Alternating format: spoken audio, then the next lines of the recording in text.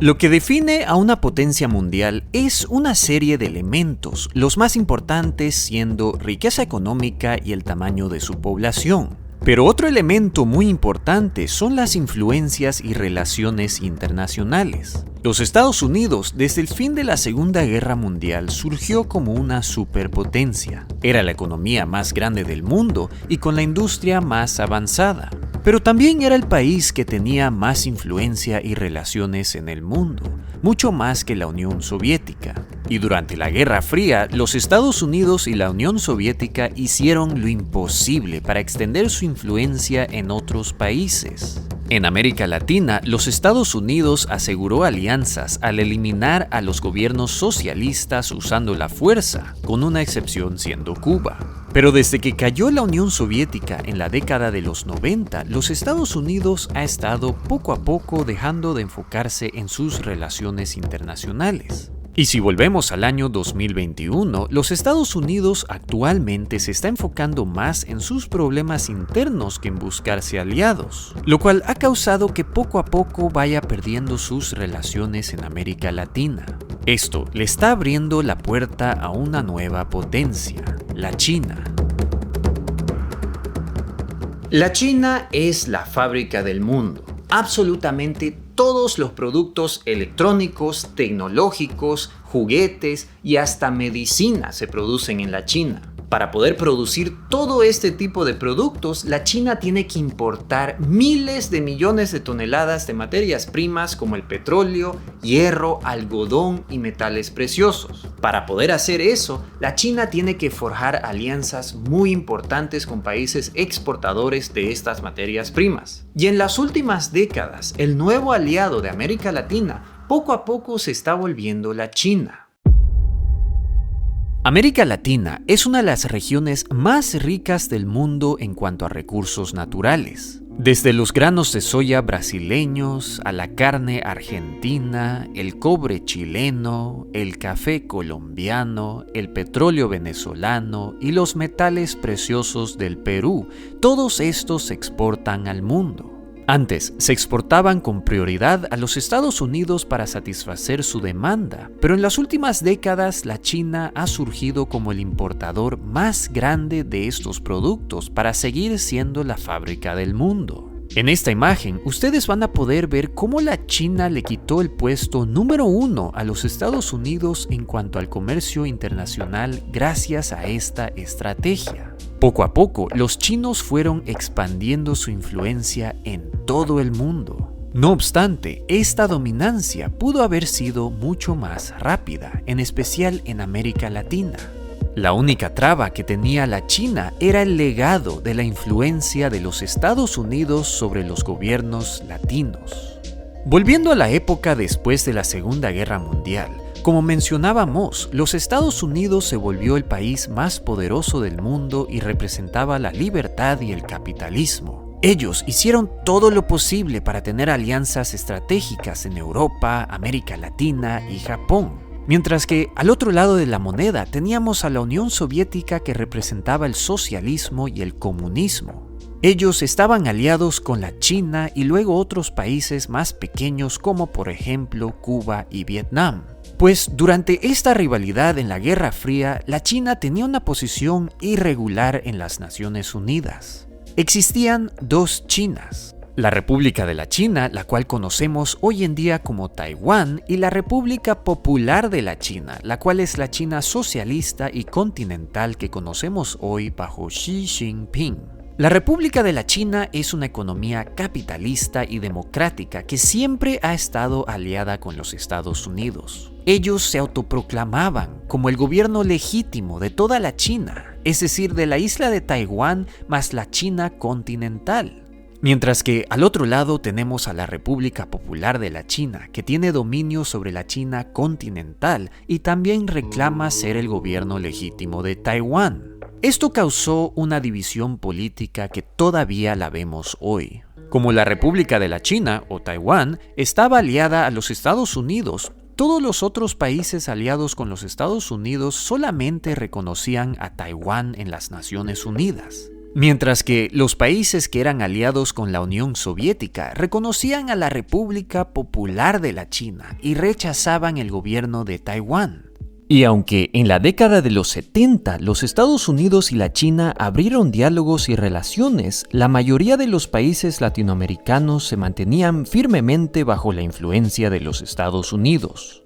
Pero desde que cayó la Unión Soviética en la década de los 90, uno por uno, los países latinoamericanos dejaron su lealtad a los Estados Unidos y empezaron a tener relaciones con la China socialista. Hoy en día, los únicos países latinoamericanos que siguen reconociendo a Taiwán como el único gobierno legítimo de la China son Paraguay, Guatemala, Honduras, Nicaragua y El Salvador.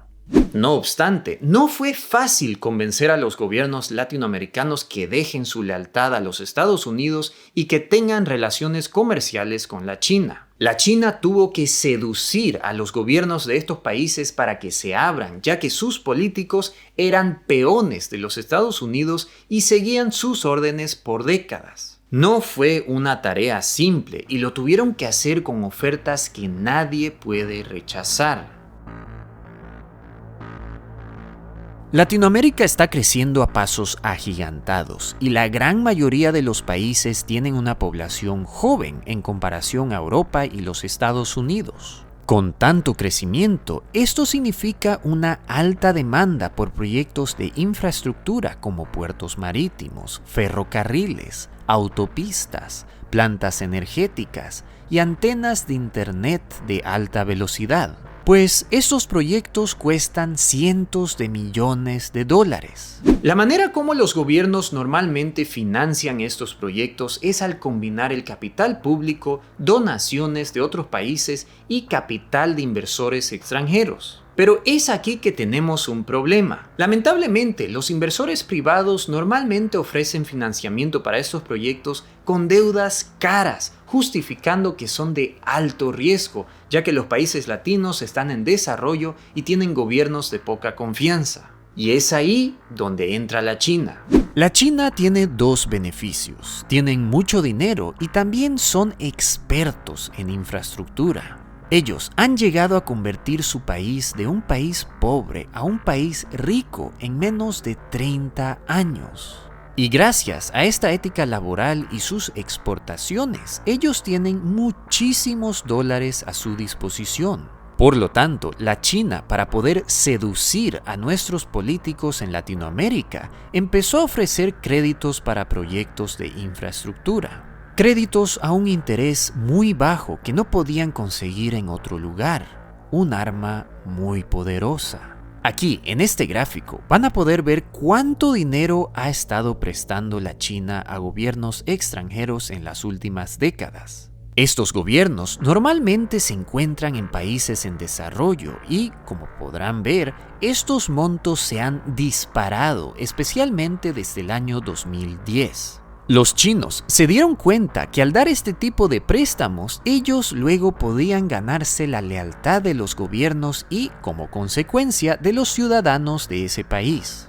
En Argentina, por ejemplo, el gobierno de la China financió con más de 10.000 millones de dólares la renovación y restauración del sistema de trenes en todo el país. En Bolivia, la China financió el lanzamiento del satélite Tupac Katari que trajo internet de alta velocidad al país. En Ecuador, la China ha prestado miles de millones de dólares para proyectos hidroeléctricos. En Brasil, la China ya va financiando plantas petroleras desde hace 10 años con miles de millones de dólares. Y finalmente, la China ya ha financiado y quiere construir la ruta transpacífica que une a todos los países latinoamericanos a puertos del Pacífico con la intención de poder facilitar la exportación de nuestros recursos naturales. Aquí, en este gráfico, van a poder ver en su totalidad cuánto dinero han prestado los chinos a los países latinoamericanos. Y como podrán ver, estas sumas no son pequeñas. Para un político latinoamericano, aceptar este tipo de créditos chinos tiene dos consecuencias. A un lado, ellos ganan mucha popularidad en su país y son vistos como héroes patrióticos, garantizándoles una reelección. Pero al otro lado, eso significa que al recibir el crédito, el gobierno de ese país está haciendo negocios con el gobierno de la República Popular de la China. Algo que antes ellos no podían hacer, ya que eran aliados a los Estados Unidos y ni siquiera reconocían la legalidad del gobierno popular de la China. Por lo tanto, al recibir estos créditos, los gobiernos fueron dejando la lealtad a los Estados Unidos a un lado y empezaron a reconocer a la República Popular de la China como un gobierno legítimo y de buenas intenciones. Al hacer esto, la China pudo empezar a importar todo tipo de recursos naturales y pudo extender su influencia en la región, dejando atrás a los Estados Unidos. Pero lo interesante es que esto no parece molestarle al gobierno de los Estados Unidos. Ellos, desde hace más de 10 años que se han olvidado de sus relaciones con América Latina. Luego, ya que los Estados Unidos no tiene la producción industrial de, por ejemplo, computadoras y teléfonos celulares, que ahora se fue a la China, ellos ya no están interesados en importar productos de América Latina, claro que una excepción siendo México.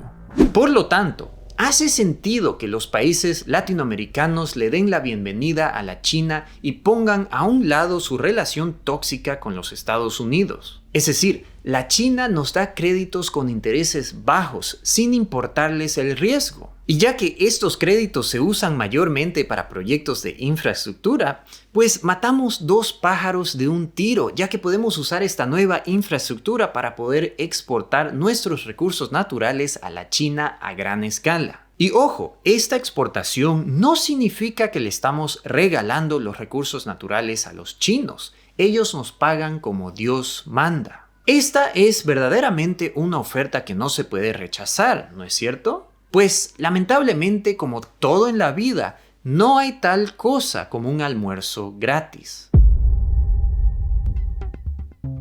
Primero, los términos de estos créditos son engañosos. Como les mencioné, la China logró transformar a su país de la pobreza a la riqueza y se volvieron expertos en construir proyectos de infraestructura. Por lo tanto, ellos normalmente exigen que los gobiernos que desean recibir estos créditos y construir estos proyectos lo hagan con las empresas multinacionales de la China. Esta es una movida muy astuta, ya que te dan el dinero como un crédito, pero luego la empresa que recibe el dinero es una empresa china, la cual manda el dinero de vuelta a la China fomentando la economía china. Luego, una vez el proyecto esté listo, los chinos normalmente piden tener influencia sobre el manejo del proyecto.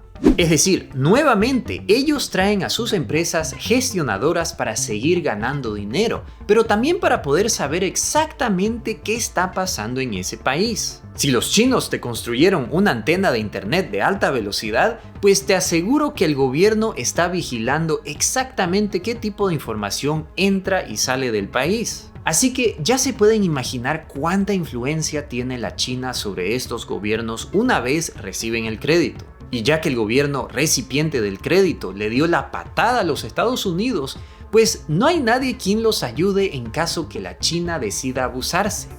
Y ahora que el año 2020 ha sido terrible para las economías de Latinoamérica, la China está preparándose para expandir su influencia y hacer ofertas que no puedes rechazar. Ofertas a países que se han visto muy afectados por la crisis y que necesitan hospitales, carreteras, plantas energéticas y acceso a internet de alta velocidad. Este es el escenario perfecto para la China, ya que no van a haber otros países que les pueda ofrecer créditos tan atractivos. Pero eso me lleva a preguntarles a ustedes, ¿en quién confiarían más? ¿En los Estados Unidos o en la China? Luego, ¿qué opinan sobre los proyectos y créditos que está dando la China? Antes que te vayas, te quisiera pedir que por favor compartas este video. Es importante que la población sepa de esta información, ya que nos afecta absolutamente a todos. También te quisiera recomendar este video donde explico por qué estamos en riesgo de inflación en los Estados Unidos y cómo te podría afectar esto a ti. Muchísimas gracias por ver este video, mis queridos youtubers, y les mando un saludo desde Suecia.